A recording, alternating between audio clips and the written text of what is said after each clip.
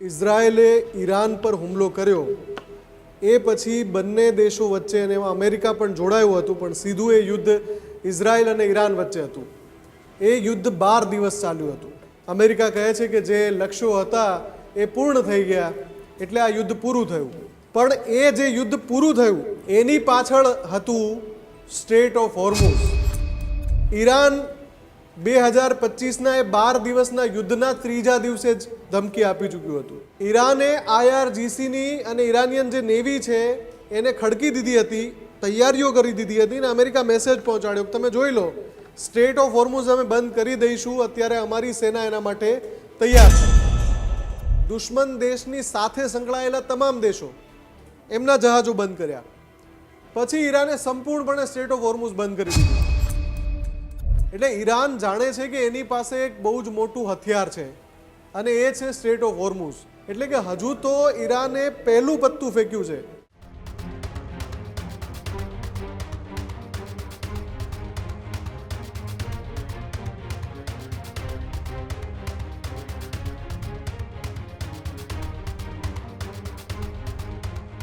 મુફદ્દલ, જે રીતે 100 દિવસ થવા આવે, આપણે એવું માની લઈએ કે 100 દિવસ હમણાં હવે થઈ જ જવાના છે આ યુદ્ધના, અને જે રીતે ડોનાલ્ડ ટ્રમ્પ એકદમ મજબૂતીથી કહી રહ્યા હતા કે અમે આ યુદ્ધ જીતીશું, અમે નકશામાંથી કાઢી નાખશું, આ દેશને ધમકી, પેલા દેશને ધમકી, એક નસ એવી હતી ઈરાન પાસે, હતી સ્ટ્રેટ ઓફ હોર્મુઝ, કે જેને દબાવ્યા પછી અમેરિકાના ડોનાલ્ડ ટ્રમ્પ પણ જે છે એ કદાચ રાતે સૂઈ નહોતા શકતા, કારણ કે જ્યાંથી જહાજો પસાર કરવાના હતા એમાંથી અમેરિકાના પણ કેટલા બધા જહાજ હોય કે જે ફરી ફરીને જતા હોય અને એમને પણ એ મુશ્કેલીનો સામનો કરવો પડતો હોય છે. પરંતુ હવે જે ડિમાન્ડ, જે માંગ રાખવામાં આવી હતી, વળતર સહિતની જે વાતો કરવામાં આવતી હતી, એના પર સહમતિ દર્શાવતા અમેરિકા અત્યારે જોવા મળી રહ્યું છે. આ સૌથી મોટી વાત કહેવાય. જો અત્યારે જે વૈશ્વિક ઉર્જા સંકટ છે અથવા તો આર્થિક કટોકટીની જે સ્થિતિ બનેલી છે એની શરૂઆત 2026માં નથી થઈ. 2025માં જ્યારે ઇઝરાયેલે ઈરાન પર હુમલો કર્યો એ પછી બંને દેશો વચ્ચે અને એમાં અમેરિકા પણ જોડાયું હતું, પણ સીધું એ યુદ્ધ ઇઝરાયેલ અને ઈરાન વચ્ચે હતું. એ યુદ્ધ 12 દિવસ ચાલ્યું હતું. 12 દિવસ પછી અચાનક સીઝફાયર જાહેરાત થઈ જાય છે.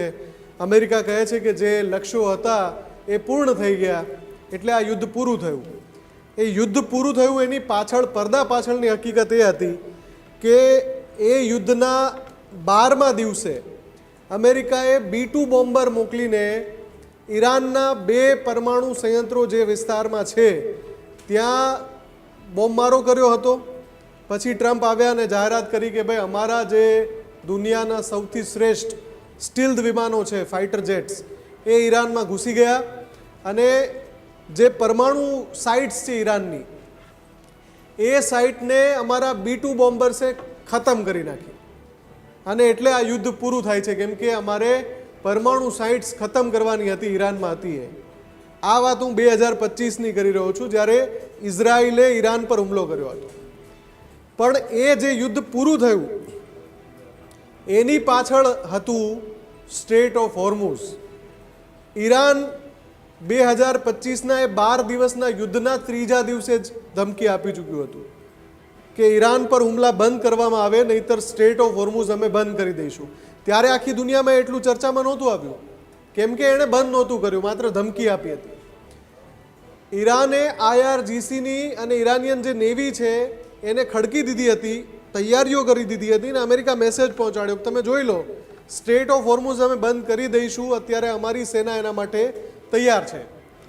એ પછી જાણકારો એવું કહી રહ્યા છે કે અમેરિકાએ ઈરાન હોર્મુઝ બંધ ન કરી દે એટલા માટે યુદ્ધ પૂરું કરવા માટે ઇઝરાયલ ઉપર દબાણ કરવું પડ્યું અને પછી એ 2025નું યુદ્ધ પૂરું થયું હોર્મુઝ બંધ કર્યા વગર.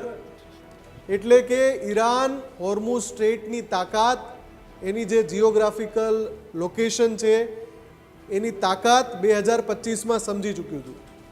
2026માં જેવું આ યુદ્ધની શરૂઆત થાય છે, ફેબ્રુઆરીના અંતમાં, ફેબ્રુઆરીનું છેલ્લું સપ્તાહ ચાલી રહ્યું હતું, ત્યારે ઈરાનનું પ્રતિનિધિમંડળ અને અમેરિકાનું પ્રતિનિધિમંડળ, આ બંને દેશો વચ્ચે વાતચીત ચાલી રહી હતી. એ વાતચીત ચાલુ હતી ને અમેરિકાએ હુમલો કરી દીધો ઈરાન પર. આ વખતના યુદ્ધની વાત કરું છું 2026માં. અને પહેલા જ દિવસે જે હુમલો કર્યો ઈરાનની રાજધાની તહેરાનમાં. ત્યાં જે આયતોલ્લા ખોમેનાઈ છે, એના જે સુપ્રીમ લીડર ઈરાનના, પહેલા જ દિવસે એમની હત્યા થઈ ગઈ. પછી ઈરાને કીધું કે હવે આનો બદલો લેવામાં આવશે અને અમે હવે કોઈને નહીં છોડીએ. ત્યાર પછી ઈરાને નક્કી કરી લીધું કે અમે સ્ટ્રેટ ઓફ હોર્મુઝ બંધ કરી દઈશું. જે ધમકી 2025માં આપી હતી, ઈરાને એ કામ 2026માં કર્યું. યુદ્ધના ત્રીજા કે ચોથા જ દિવસે હોર્મુઝમાં જહાજોની અવર જવર ઈરાને ઓછી કરી નાખી. પહેલાં તો જે દુશ્મન દેશોના જહાજો છે એને બંધ કર્યા ત્યાંથી. પછી ધીમે ધીમે દુશ્મન દેશની સાથે સંકળાયેલા તમામ દેશો એમના જહાજો બંધ કર્યા. પછી ઈરાને સંપૂર્ણપણે સ્ટ્રેટ ઓફ હોર્મુઝ બંધ કરી દીધું. એટલે ઈરાન જાણે છે કે એની પાસે એક બહુ જ મોટું હથિયાર છે અને એ છે સ્ટ્રેટ ઓફ હોર્મુઝ. અને આવા બે હથિયાર ઈરાન પાસે છે. એક તો સ્ટ્રેટ ઓફ હોર્મુઝ અને બીજું છે યમન પાસે આવેલું બાબલ મંદેબ. જેવી રીતે સ્ટ્રેટ ઓફ હોર્મુઝમાંથી આખી દુનિયાનું 20%થી વધારે ઈંધણ પસાર થાય છે, ક્રૂડ ઓઇલ, માત્ર સ્ટ્રેટ ઓફ હોર્મુઝમાંથી. આખી દુનિયાની જેટલી જરૂરિયાત છે, એટલે કે જો 100 બેરલ આખી દુનિયા રોજ વાપરતી હોય તો 20 બેરલ તો સ્ટ્રેટ ઓફ હોર્મુઝમાંથી જ પસાર થાય. એટલે કેટલો અગત્યનો એ જળમાર્ગ છે. એટલો જ અગત્યનો બીજો એક જળમાર્ગ છે બાબલ મંદેબ. આ બાબલ મંદેબ છે યમનની પાસે આવ્યું છે. ત્યાં આખી દુનિયાનું 12થી 15% ઓઇલ નીકળે છે. અને એ બાબલ મંદેબ પર કબજો છે હુથીનો. હુથી એટલે કોણ? ઈરાનના 4 સાથી છે. એક તો હિઝબુલ્લા છે, બીજું હમાસ છે, ત્રીજું હુથી છે અને ચોથું છે ઇરાક મિલિશિયા. આ ચારેય જે બળવાખોર સમૂહો છે એમની પાસે પોતાનું અલગ સૈન્ય છે, હથિયારોનો ભંડાર છે. હુથી ધારે તો બાબલ મંદેબ પણ બંધ કરી દે. એટલે કે હજુ તો ઈરાને પહેલું પત્તું ફેંક્યું છે હોર્મુઝ બંધ કરવાનું. અને આ જ યુદ્ધ દરમિયાન, જ્યારે આ યુદ્ધ 40 દિવસ પછી સીઝફાયર થયું ને, એની પહેલાં જ, એના લગભગ 3-4 દિવસ પહેલાં જ ઈરાને ધમકી આપી હતી કે હવે અમે બાબલ મંદેબ પણ બંધ કરાવી દઈશું હુથીના માધ્યમથી. એટલે કે જો બાબલ મંદેબ પણ બંધ કરાવી દે ઈરાન, તો આખી દુનિયાનો 33% જથ્થો, 1/3, 33% ક્રૂડ ઓઇલનો જથ્થો અટકી પડે. એટલે આ તાકાતને તમે એવી રીતે મૂલવી શકો કે ઈરાને નાક દબાવતા ટ્રમ્પને એટલા હેરાન કરી નાખ્યા કે તમે વિચારો કે એક્ઝિયોસ કરીને અમેરિકન એજન્સી છે, આ કોઈ ઈરાનની એજન્સી નથી.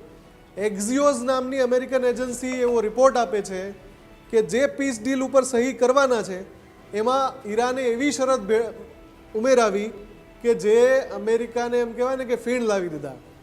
અમેરિકા ઈરાનને પુનઃનિર્માણ ફંડના નામે 29 લાખ કરોડ રૂપિયા આપવા તૈયાર થઈ ગયું.